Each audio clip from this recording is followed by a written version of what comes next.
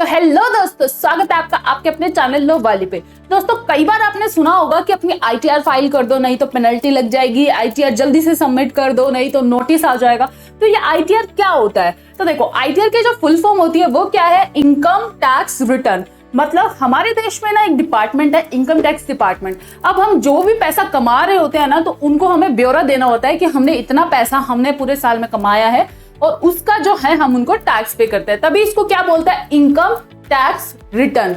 Income का हमारी जो टैक्स है वो हमने जो पे किया है उसका एक लिखित में ब्यौरा। अब आपके दिमाग में दूसरा क्वेश्चन ये उठ रहा होगा, देखो पैसे तो सब लोग कमाते हैं, कि सबको आईटीआर फाइल करनी होती है? तो नहीं। तो देखो, इनकम टैक्स जो रिटर्न है वो किसको फाइल करनी होती है? जब आपकी जो इनकम है वो आपकी इनकम 2.5 लाख से ऊपर हो जाती है, तभी आपको अपनी इनकम टैक्स रिटर्न को फाइल करना है।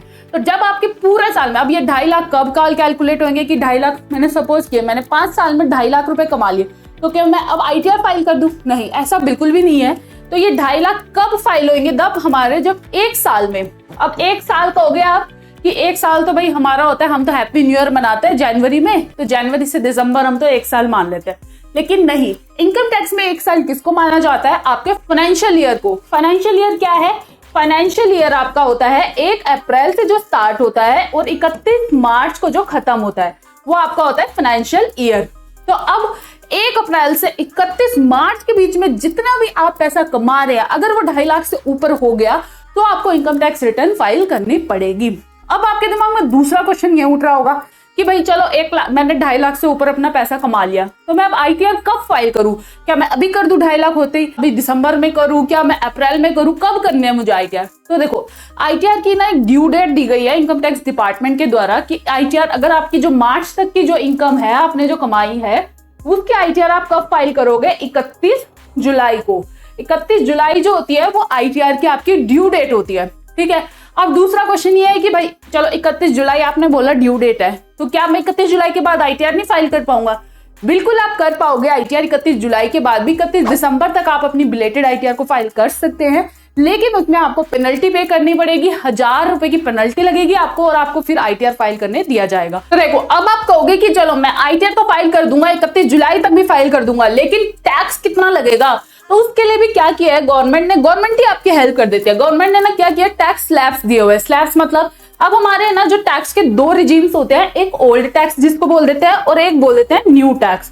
अब देखो, अब जो ओल्ड टैक्स रिजीम है ना हमारा, ओल्ड टैक्स रिजीम के हिसाब से क्या है कि आपको अगर इनकम 5 लाख तक आपने अगर पैसा कमा लिया पूरे एक फाइनेंशियल ईयर के अंदर, तो आपको कोई टैक्स नहीं देना। और फिर नया टैक्स रिजीम आ गया तो सरकार ने बोले और राहत दे देते हैं, चलो अब आप तुम और पैसा कमाओ। अब इसमें क्या बोला कि चलो अगर आपकी इनकम 7 लाख रुपए तक भी है ना, तो भी आप टैक्स मत पे करो। अब दूसरी कंफ्यूजन क्या आ गई? आप बोलोगे आपने तो बोला 2.5 लाख तक की इनकम पे आईटीआर फाइल करनी है, अब जब मेरा टैक्स ही नहीं बनेगा 5 लाख तक, तो मैं आईटीआर ही फाइल क्यों करूं? देखो, गवर्नमेंट ने क्या एग्जम्पशन दिया है कि 5 लाख तक आपको टैक्स नहीं देना है, लेकिन आपको इनकम टैक्स रिटर्न फाइल करनी पड़ेगी अगर आपकी इनकम 2.5 लाख से ऊपर हो जाती है। तो फिर इस केस में क्या है कि आप बोलोगे अरे टैक्स ही नहीं पे करना तो मैं आईटीआर क्यों फाइल करूं? तो देखो, इस केस में क्या होगा ना, आपका ना पेमेंट आपको 0 करनी पड़ेगी, कुछ भी पैसे आपको नहीं देने हैं, लेकिन आपको अपनी आईटीआर फाइल कर दोगे, जिसको हम बोलेंगे नील आईटीआर। जो बोलते हैं ना लोग, नील आईटीआर फाइल कर दो, तो इसमें आपको कोई टैक्स नहीं पे करना है, लेकिन आपको आईटीआर डिपार्टमेंट में सबमिट करनी पड़ेगी। सेम इन दिस केस, ठीक है। अब जो आईटीआर के ना अपने इनकम टैक्स ने कुछ स्लैब्स दिए हैं कैसे कैसे आपका टैक्स लगेगा। तो देखो, 0 से 2.5 लाख तक की इनकम पे 0 टैक्स है, कोई टैक्स नहीं लगेगा। फिर आपका 5%, 5%, 20%, 30%, तो ये स्लैब रेट दिया गवर्नमेंट ने, तो इस स्लैब रेट से आपका टैक्स लगेगा। फिर है ये ओल्ड के हैं और ये है आपके न्यू टैक्स रिजीम के। न्यू टैक्स रिजीम में क्या है, 3 लाख की इनकम तक कोई टैक्स नहीं है, ठीक है। फिर 3 लाख से 6 लाख हो जाएगा तो आपका 5% टैक्स है, और 6 से 9 पे आपका 10% टैक्स लगेगा, 9 से 12 पे 15, और फिर 20 है, फिर 30 है। ऐसे ऐसे स्लैब्स दिए हुए हैं। अब फिर चलते हैं कि चलो मैंने ये टैक्स भी समझ लिया, ये भी समझ लिया, अब इसके ना बेनिफिट्स क्या? अगर मैंने नहीं किया आईटीआर फाइल तो क्या ही हो जाएगा ज्यादा से ज्यादा? मैं तो नहीं दे रहा सरकार को ब्यौरा, क्या कर लेगी सरकार को? सबसे पहला क्या है कि आपको ना कभी भी अगर आप अपना लोन लेने के लिए जाओगे ना, तो बैंक आपसे अपनी आईटीआर मांगता है कि भाई आपने क्या लास्ट 3 इयर्स की अपनी ITR दे दो, और लास्ट 3 इयर्स की अगर ITR नहीं है तो आपको ना लोन मिलने में इतनी सारी झंझटें होती है ना, आपको बहुत प्रॉब्लम आती है। काफी बार तो आपकी जो लोन की एप्लीकेशन है वो रिजेक्ट ही हो जाती है। तो अगर आपको लोन कहीं भी अप्लाई करना है किसी भी बैंक में, तो आपको ITR सबमिट जरूर करनी पड़ेगी एटलीस्ट लास्ट 3 इयर्स की। फिर उसके बाद है वीजा। अगर आपको किसी भी कंट्री का वीजा चाहिए तो आपको अपनी ITR को सबमिट करना पड़ेगा। फिर है TDS कट गया, अभी इसको हम बाद में लेके चलेंगे, पहला है ये कर लेते हैं। कुछ भी अगर आपको शेयर्स है, अगर आप शेयर मार्केट में कुछ भी सेल परचेज कर रहे हो और उसमें आपको लॉस हो गया, तो आप क्लेम कैसे करोगे? आप क्या करोगे, ITR अपनी सबमिट करोगे, उसको कैरी फॉरवर्ड करते जाओगे। जिस साल में प्रॉफिट हुआ ना और जिस साल में लॉस हुआ उससे एडजस्ट हो जाएगा, तो आपका ना टैक्स भी आपका कम बनेगा। तो फिर चलते हैं TDS पे। अब ये TDS क्या है? TDS को हम क्या बोलते हैं? Tax deducted at source. मतलब क्या अब आप कहोगे कि ये टैक्स डिडक्टेड एट सोर्स क्या होता है? ये एक नई चीज आ गई है अब। तो इसमें क्या होता है, गवर्नमेंट ने ना कुछ इनकम स्पेसिफाई की हुई है कि भाई उनको ना आप पे भरोसा नहीं है कि क्या पता ये बंदा पेमेंट करे, टैक्स दे या ना दे। तो गवर्नमेंट ने क्या किया कि कुछ पेमेंट्स ऐसी बना दी है जिसपे ना गवर्नमेंट कहती है कि भाई जब आप पे करो ना तभी टैक्स काट लो।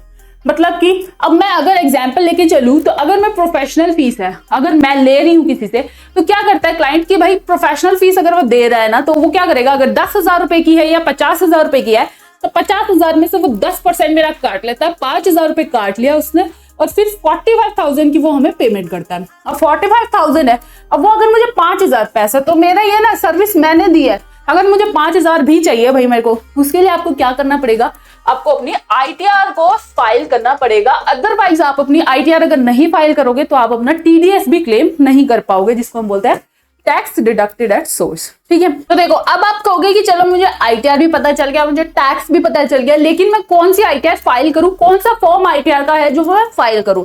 देखो हमारे पास ना ITR के 7 फॉर्म होते हैं, 7 में से आपको कौन सा फाइल करना है, उसके लिए आपको जो भी आपके ऊपर एप्लीकेबल है। सपोज अगर आप सैलरी पर्सन है तो आपको क्या करना है, आप ITR 1, 2 में से फाइल कर सकते हो। लेकिन अगर आपकी कोई कंपनी है, प्राइवेट लिमिटेड है, तो आपके ऊपर ITR 6 फॉर्म एप्लीकेबल हो जाएगा। फिर इसके अगर आपको डिटेल में जानना है कि मैं बिल्कुल डिटेल में समझ लूं कि मेरे लिए एग्जैक्ट कौन सा फॉर्म बना है, आप चैनल पे जाके देख सकते हैं। तो देखिए ये वीडियो मैंने डाला था कि कौन सा ITR आप फॉर्म फाइल करेंगे, इसका लिंक डिस्क्रिप्शन में भी डाल दूंगी, वहां से लेके आप देख सकते हैं। तो दोस्तों होपफुली आपको समझ आ गया होगा कि ITR क्या होती है और उसका बेनिफिट्स क्या क्या है, टैक्स हमारी कंप्यूटेशन कैसे होती है, क्या क्या टैक्स स्लैब रेट लगते हैं। तो अगर आपको वीडियो अच्छी लगे तो वीडियो को लाइक जरूर करना, चैनल को जो सब्सक्राइब कर देना ऐसी इन्फॉर्मेशन सबसे पहले पाने के लिए। दूसरा, अगर आप कोई और टॉपिक पे वीडियो चाहते हैं जिसकी आपको नॉलेज नहीं है तो मुझे कमेंट करके नीचे बता सकते हैं, और अगर आपको ITR से रिलेटेड भी कोई कंफ्यूजन है तो आप मुझे नीचे कमेंट कर सकते हैं।